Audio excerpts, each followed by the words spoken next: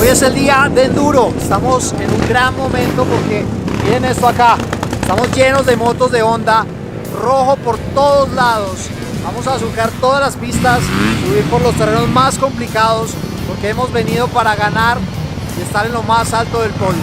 Aquí estamos con todo el equipo Honda, más de 200 motos compitiendo y la mancha roja cada vez es más grande, así que síganos y sueñen porque lo pueden hacer real.